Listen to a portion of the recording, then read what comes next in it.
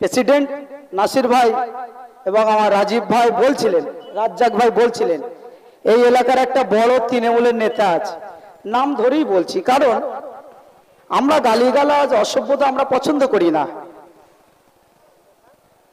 বেনুদা, সেই বেনুদা আমাদের নওশাদ ভাইয়ের নামে নাকি উল্টো পাল্টা কথা বলেছে।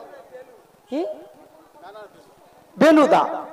সে বেনুদাকে সম্মানের সঙ্গে বলছি, বেনুদা আপনি যেই নওশাদ ভাইয়ের নামে উল্টো পাল্টা কথা বলছেন না, আপনার দিদিমণি আমার নওশাদ ভাইকে ফাঁসানোর জন্য অনেক চেষ্টা করেছে, ফাঁসাতে পারেনি।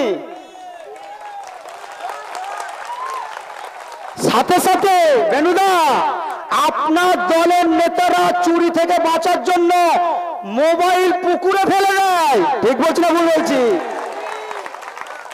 আমার নওশাদ ভাইকে যখন ফাঁসাবার চেষ্টা করেছিল ওই চোরচুরটা কুণাল ঘোষ, মিডিয়া করে বলল নওশাদ সিদ্দিকী কার থেকে টাকা নিয়েছে, তো দিদিমণির পুলিশ প্রশাসন বললেন যে নওশাদ সিদ্দিকীর ফোনটা দাও, যাচাই করা হবে। ফারাকটা দেখুন বেনুদা, শোনেন তৃণমূল কংগ্রেস ভাইরা শোনেন, ফারাকটা দেখেন। আপনার নেতাদের থেকে মোবাইল চাইলে তারা পাঁচিল ডিঙে পালিয়ে যায়, পুকুরে মোবাইল ফেলে দেয়। আমার নেতার থেকে মোবাইল চাইলো, আমার নেতা মোবাইল দিচ্ছে। কি বলছে, কি বলেছে শোনেন। অ্যাপেলও সেট, তো অ্যাপেল সেট। নওশাদ ভাই বলছে অফিসার ওই সেটটা আপনি লকটা খুলতে পারবেন না, নিয়ে আসুন লকটা খুলে দিই। ভাবনা চিন্তা করে কথা বলতে হবে। সাথে সাথে আইএসএফ এর ছেলেদেরকে উংলি করতে যাবেন না, উংলি করবেন না। কেন জানেন? আমরা সংবিধান মেনে চলি। আমাদের যত ছেলে আছে একবার দেখেন, ক্যামেরা ঘুরিয়ে দেখেন, 100-র মধ্যে 95 যে ইয়ং যুবক। আমরা অনেক কিছু করতে পারি।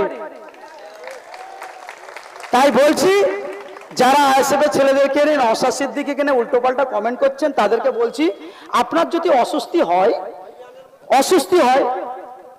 ডিস্টার্ব হয়, অনেকের হয়, কান চুলকায়, অস্বস্তি হয়, আপনার যদি অস্বস্তি হয়, যদি চুলকাবার প্রয়োজন হয়, মুরগির পালক দিয়ে চুলকাচ্ছেন, চুলকান।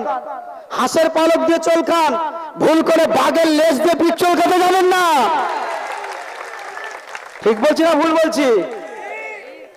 সর্বপ্রথম আইএসএফ এর পক্ষ থেকে আজকে এই নির্বাচনী জনসভায় আমাদের মধ্যে এসে উপস্থিত হয়েছেন আইএসএফ এর প্রার্থী, অর্থাৎ বাংলার লাঞ্ছিত বঞ্চিত মানুষের পছন্দ করা প্রার্থী অধ্যাপক মফিকুল সাহেব, এবং সময়ের দিক খেয়াল করে প্রত্যেকের নাম নিচ্ছি না, উপস্থিত আছেন রাজ্য নেতৃত্ব থেকে শুরু করে জেলার নেতৃত্ব, এবং মাইকের আওয়াজ যত দূর পর্যন্ত যাচ্ছে।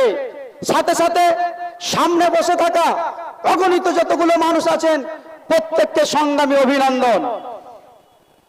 প্রথমে আমি একটা কথা বলে নেই, নির্বাচনী সভা, লোকসভা নির্বাচন, আজকের লোকসভা নির্বাচনে ৭৭ বছর দেশ স্বাধীন হয়েছে। ৭৭ বছর লোকসভা নির্বাচন পরস্পর প্রত্যেক 5 বছর ছাড়া ছাড়া হয়েছে। আমরা দীর্ঘ 7 বার বামফ্রন্টের এমপি হান্নান মোল্লা সাহেবকে জিতিয়েছিলাম। কেন জিতিয়েছিলাম পরে বলছি। তারপর তৃণমূল কংগ্রেসের এমপি দীর্ঘ কয়েকবার জিতছে। সেন্টারে কংগ্রেস দীর্ঘদিন দেশ চালিয়েছে, বর্তমান বিজেপি গভর্নমেন্ট দেশ চালাচ্ছে। এতগুলো রাজনৈতিক নেতা, এতগুলো এমপি দেশ স্বাধীন হওয়ার পরেও তারা পার্লামেন্টে বসে, লোকসভায় বসে মানুষের জন্য, দেশের জন্য কাজ করার জন্য ওয়াদা করে ভোটে জিতেছে। তারপরে তারা মানুষের সঙ্গে যে ওয়াদা করেছিল ৭৭ বছর, তারা তাদের ওয়াদা মতো কাজ করতে পেরেছে মনে হয়? বলুন, যদি কাজ করত তাহলে মফিকুল সাহেবকে আবার এই জায়গায় ভোটের নির্বাচনী কেন্দ্রে দাঁড়াতে হতো না।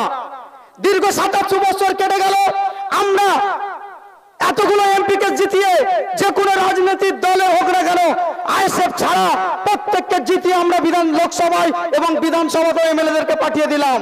কি পেলাম? ৭২ বছর আমরা কি দেখলাম? কংগ্রেসকে জেতাবার জন্য, তৃণমূলকে জেতাবার জন্য, সিপিএম কে জেতাবার জন্য, এই নেতাগুলো এমপি হওয়ার জন্য বাপের সঙ্গে ছেলেকে লড়িয়েছে, মুসলমান ভাইয়ের সঙ্গে হিন্দু ভাইয়ের লড়িয়েছে, মামার ছেলের সঙ্গে কাকার ছেলের সঙ্গে লড়িয়েছে, আমার প্রতিবেশীর সঙ্গে আমার আরেকটা প্রতিবেশীর সঙ্গে শুধু লড়াই লাগিয়েছে। লড়াই লাগিয়ে এরা এদের পুঁজিপুঁজি বাড়িয়েছে, নিজের ছেলেদের নিজের বাচ্চাদের ভবিষ্যৎ উজ্জ্বল করেছে। আমাদের ভবিষ্যৎটা আজকে কোথায় জানতে চাচ্ছি, ভবিষ্যৎটা কোথায়? অনেকে বলবে তৃণমূলকে গালাগাল দেবে, বিজেপিকে গালাগাল দেবে, আইএসএফ ছাড়া প্রত্যেকটা দল তো ক্ষমতায় ছিল, তারা আমাদের জন্য কি করেছে বলুন? ৭৭ বছর ৩৫ বছর সিপিএম ছিল, সেন্ট্রালে কংগ্রেস ছিল, এখন আবার বিজেপি আছে। এতগুলো এমপি থাকার পরেও উলবেড়িয়ার গঙ্গার ভাঙনের সমস্যা তার মিটল না। মিটেছে? উদয়নারায়ণপুরে প্রতি বছরে বন্যা হয়ে যায়, এখনো পর্যন্ত তারা সেই জায়গা থেকে উদ্ধার হলো না। পাশে চন্দ্রপুর ৬৮টা পরিবার, মাইকে শোনেন, ঠান্ডা মাথায় শোনেন, আমি বক্তব্য পার্লামেন্টের ভেতরে কি হয় আমাদের স্যার বলবেন, আমি বাস্তব কথাটা বলছি শোনেন। চন্দ্রপুরে ৬৮টা পরিবার, কিছু কম বেশি ১০০-র উপরে বাচ্চা, মেয়ে, মহিলা, বুড়ো, বয়স্ক, ইয়ং সবাই আছে। ৬৮টা পরিবারকে ভোটের পরে বর্তমান শাসক দলের গুন্ডা মাস্তানদের অত্যাচারে তারা বাড়ি ছাড়া। তাদের জন্য জানতে চাচ্ছি সিপিএম এর যারা এমপি, কংগ্রেস এবং সিপিএম এর জোটের এমপি, তাদের কি ভূমিকা আছে আমি জানতে চাই। সাজদা আহমেদ এমপি সাহেবা, ওনার ভূমিকা কি আমি জানতে চাই। বিজেপির যিনি বিরোধী দলনেতা শুভেন্দু অধিকারী, তাদের কি ভূমিকা আমি জানতে চাই। কেন তারা সংখ্যালঘু বলে? ঠিক বলছি না ভুল বলছি? কেন এগুলো হবে? এই সমস্যাগুলো মিটল না। বিজেপি গভর্নমেন্ট যখন দেশটাকে একে একে বিক্রি করে রসাতলে পাঠিয়ে দিচ্ছে, রুজি রোজগার কাজকর্ম শেষ, তারপরেও যখন আমাদেরকে দেশ থেকে তাড়াবার পরিকল্পনা করছে, বিজেপি গভর্নমেন্ট পেটেলাতি মারছে, চাকরি নেই, দেশটাকে রসতলে পাঠিয়ে দিয়েছে, তারপরে যখন আমাদেরকে দেশ থেকে তাড়াবার পরিকল্পনা করছে এনআরসি সিএ বিল পাস করে, সেই সময় আমরা এনআরসি হয়েছে আমাদেরকে বাঁচাবে বলেছিল বর্তমান সাজদা আহমেদ সাহেবা, এনআরসি করে আমাদেরকে বাঁচিয়ে নেবে।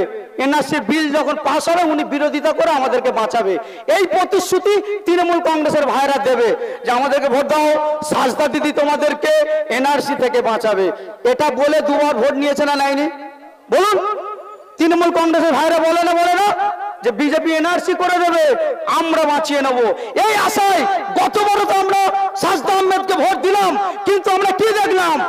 বিজেপি গভর্নমেন্ট যখন আমাদেরকে দেশ থেকে তাড়াবার পরিকল্পনা করছে, সেই সময় সাজদা আহমেদ সাহেবা আমাদেরকে বাঁচানো তো দূরের কথা, সেখানে হাজিরা না দিয়ে কলমে সিএ বিলটাকে পাস করার জন্য সহযোগিতা করেছে।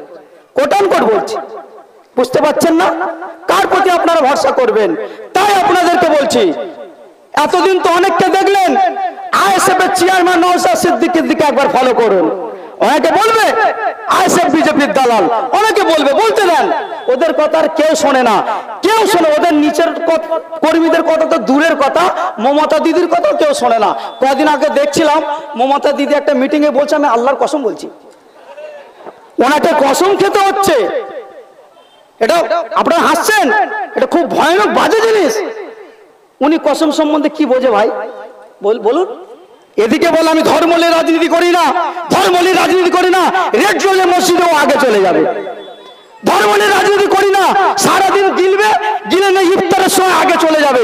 কিন্তু মুসলমান ভাইরা ইফতার করবে, ফলের দাম আকাশ ছোঁয়া হয়ে যাচ্ছে, এই নেতাগুলোর মুখে কোনো কথা নেই। গেমটা কোথায় বুঝতে পারছেন তো? ভাবনা চিন্তা করে আপনাদেরকে কাজ করতে হবে। সেই জন্য আসুন আইএসএফ এর ছায়াতলা আসুন। কদিন আগে একটা ডিবেট হচ্ছিল এই রিপাবলিক বাংলায়, তৃণমূলের বিজেপির লোকেরা বলছে বিজেপির সঙ্গে তৃণমূলের লড়াই, বিজেপির সঙ্গে। সত্যি কি তাই? আমার রাজীব ভাই বলছিলেন, সত্যি কি তাই?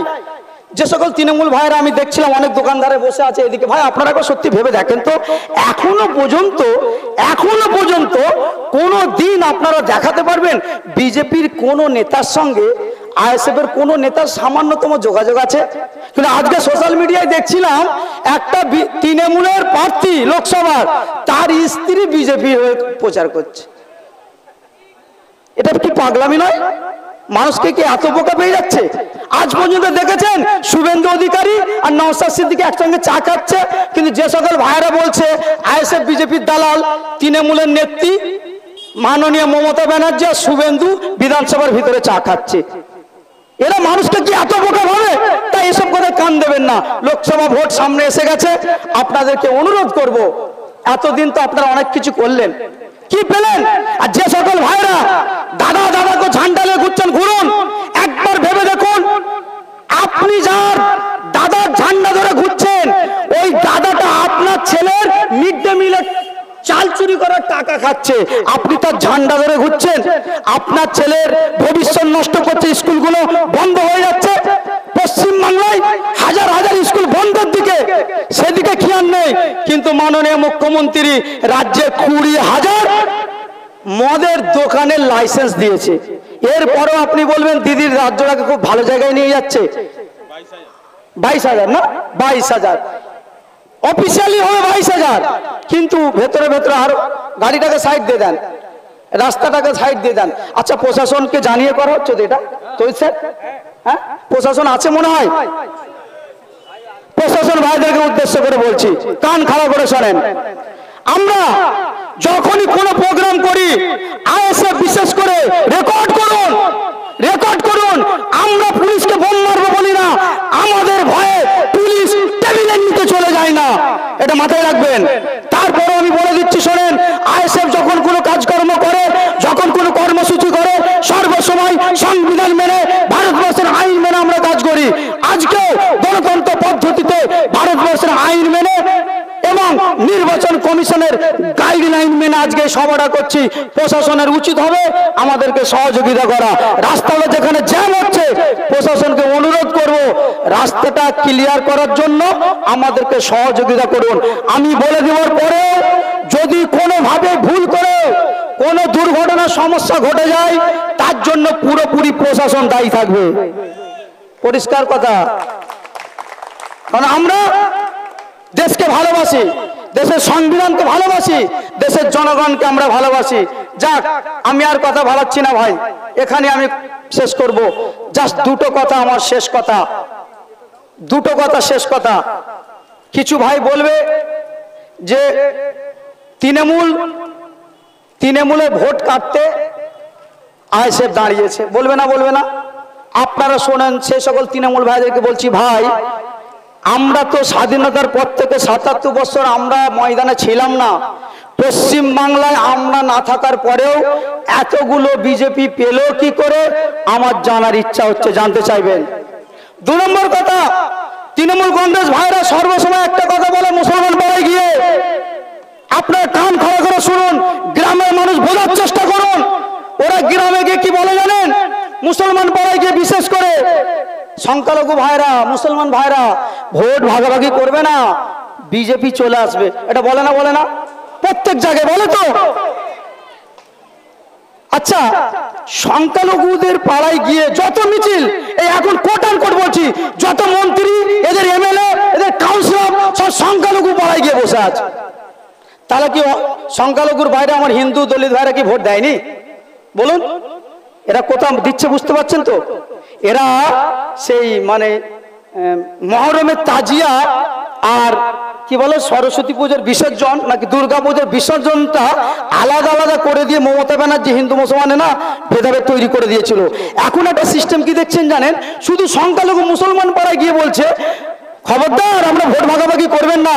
অমুসলিম পাড়ায় এই কথা কেন বলেনি? আমি জানতে চাচ্ছি, তৃণমূল কংগ্রেসের সরকারি সুবিধাগুলো শুধু কি মুসলমানরা নেয়? বলুন তো, ভুল বলছি আমি? অন্য কেউ নেয়নি? আর দেশটাকে বাঁচানোর দায়িত্ব বিজেপি গভর্নমেন্ট অত্যাচার করছে, দেশটাকে শেষ করছে, সেই দেশটাকে বাঁচানোর দায়িত্ব কেবলমাত্র কি শুধু মুসলমানদের? স্বাধীনতার সময় হিন্দু ভাইরা কি রক্ত দেয়নি?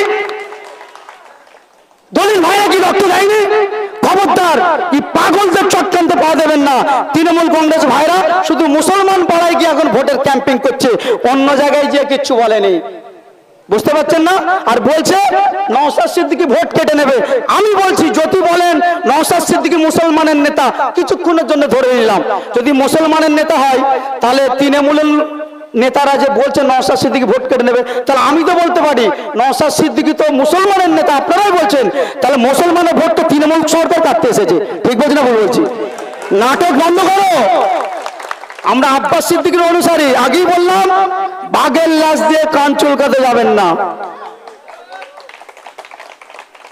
আর যে সকল ভাইরা বলছেন, এটা আমার শেষ কথা, যে সকল ভাইরা বলছেন দিদি এসে সংখ্যালঘুদের অনেক কিছু করে দিয়েছে, সংখ্যালঘুদের অনেক কিছু করে দিয়েছে, তাদেরকে একটা কথা বলছি, সংখ্যালঘুদের ভবিষ্যৎ আমার দেখা।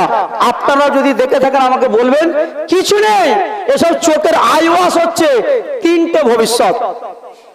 নাম্বার ওয়ান, আপনি সরকারি কোনো অনুদান পাচ্ছেন না, যা অবস্থা আপনি বুঝতে পাচ্ছেন, আপনি কষ্ট করে আপনার বাচ্চাটাকে একটু লেখাপড়া করাবেন, যেটা মানুষের নৈতিক অধিকার। মানুষ, প্রকৃত মানুষ যখন বানাবেন তাকে শিক্ষা অর্জন করতে হবে। তো শিক্ষা অর্জন করে আপনার ছেলেটাকে আপনি মানুষ তৈরি করলেন, করার পর আপনার ছেলেটা যখনই অন্যায় হবে, কথাগুলো শুনতে হবে, যখনই কোনো জায়গায় অন্যায় হবে, চাল চুরি হবে, তিরপল চুরি হবে, মানুষের প্রতি অত্যাচার হবে, আপনার ছেলেটা প্রতিবাদ করবে, সত্য কথা বলবে না বলবে না? সত্য কথা বলবে। যখনই আপনার ছেলেটা অন্যায়ের বিরুদ্ধে সত্য কথা বলবে, তখনই আপনার ছেলেটাকে আনিস খানের মতো ছাদ থেকে ফেলে মেরে দেবে। এইটাই ভবিষ্যৎ। 2 নম্বর কথা, মুসলমান